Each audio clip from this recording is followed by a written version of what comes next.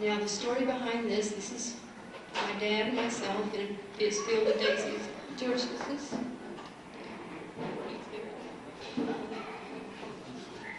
Okay. I was not a happy baby.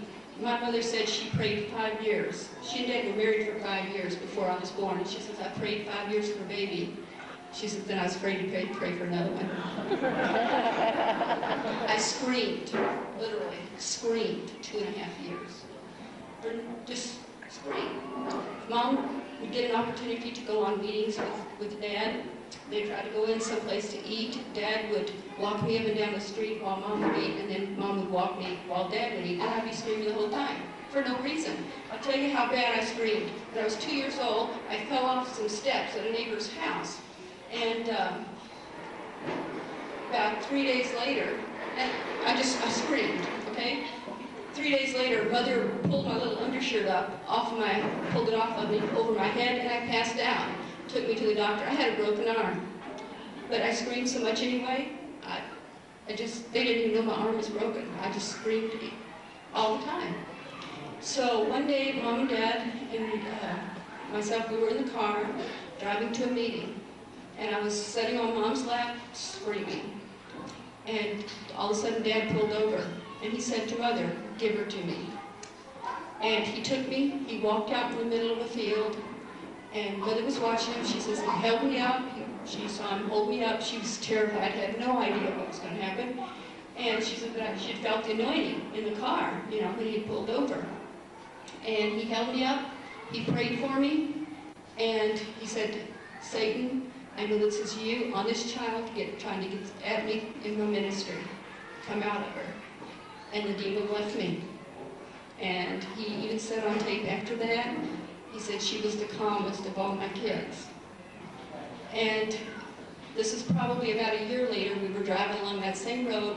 We drove by the field. It was filled with daisies. And Dad got out and had Mom take her picture. He says, as a memorial that she'll have later on. So this is where the demon was cast out. Of course, I used to use that a lot with my brothers and my sister. After all, the demon was cast out of me, but they still had theirs.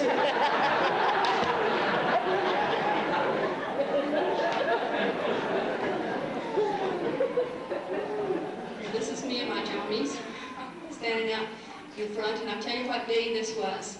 This was the day the possum was healed. Now, that possum, when it came into the yard, I was so shocked at where she went. She came down the driveway, went up into the yard, across the stepping stones, and went right over there in the corner of that porch and laid down behind that tall tree. Now that was my spot. I could not believe she'd gone to my spot. This is where I would hide from my mother. There was a little indentation there where I used to sit there and read. I always loved to read, and I would sit there and hide and read. And so many times my mom, bless her heart, she would come stand on that rail and yell, Rebekah!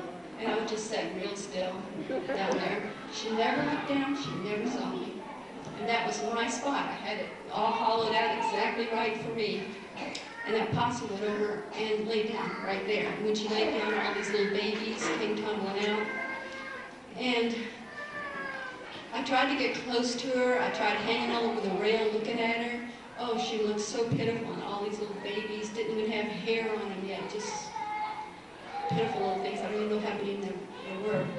And I ran downstairs, and I remember finding the lid of a mayonnaise jar, because she was laying on her side. I thought, she can't lift her head, she can't get up to drink. So I got the lid on that mayonnaise jar, come out, filled it there at that faucet, and took a stick and scooted it over where it was right under her nose. And then once they had determined she didn't have rabies, I actually went and laid down kind of on the other side of the bush so that I could lay my head down at her level and try to get some sort of response out of her. But there was no response. And I know all day, all afternoon I worried about her, and man, I even got up in the night worrying about her. And the next morning, right as I came out the door, Dad was down there praying for her. And I walked over to the railing and scooted down and watched him and listened to him as he prayed for her. When he finished, I stood up and he stood up and that possum stood up and just walked straight across the yard, straight back out the driveway. And I came down and stood by Dad and we were both crying. We were both crying. And he told me, stand right here. Stand here just for a minute. And he ran in the house and got his camera and came out and took this picture. And he said, you remember this day and what the Lord has done for this animal. And you remember how much more he wants to do good things for you.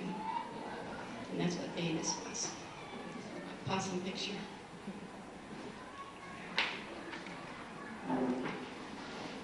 Every fall, in October usually, the last of October, a strange little ritual would take place in our backyard. The swings would come down and the deer would go up. Dad would go to Colorado hunting, and I tell you what, it gathered kids from all over the neighborhood. Everybody came to see this, because this didn't happen in anybody else's yard except ours. And the kids, they just thought, all the neighborhood kids thought Brother Branham was absolutely, Reverend Branham they called him, he was the star. He was their hero. Because the strangest things would take place around our house. This is Brother Banks Woods, actually. He was our neighbor. He's skinning the deer there. Dad would do such things for them as he would walk them home when they were in trouble. They would come and say, when they knew they were in trouble, they'd come and say, Reverend Branham, would you please walk me home? And he'd walk them home, and he'd tell Mommy, their mommies, now, they're sorry. I know they're really sorry, and they're repentant. I'm sure this will never happen again. He would talk them out of a whipping. And whenever one of the animals died, we had a little cemetery set aside, and he would have a little funeral service for all the fallen pets. And this was made him the hero in our neighborhood. We had a lot of visitors. This visitor, Dad talked about on tape, his name was Jeff Jeffers, and he owned the ranch in Colorado where Dad used to go and hunt and where he used to drive cattle on that ranch.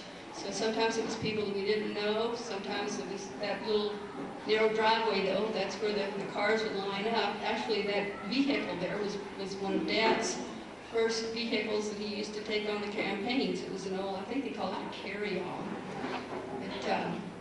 They would be sleeping on those steps and lined up in that driveway. Other times, this is inside our house, one of the few pictures that I have of the inside of our house, actually, a few slides, that come to have Dad marry him there in the living room. And as a matter of fact, that's Leo Mercer, who used to yeah, no, that's not Gene, it's just Leo getting married. This is my mother in her most well-known pose here, hanging out clothes. She was absolutely the most immaculate housekeeper that I've ever met. She was very orderly, kept things totally in order. It was almost as though it was a part of her ministry here, was to keep order in our home. And when Dad was gone, no matter how long he was gone, when he came home, he never came home to chaos. He always came home, things were always the same at home. And I think that this was very, very important.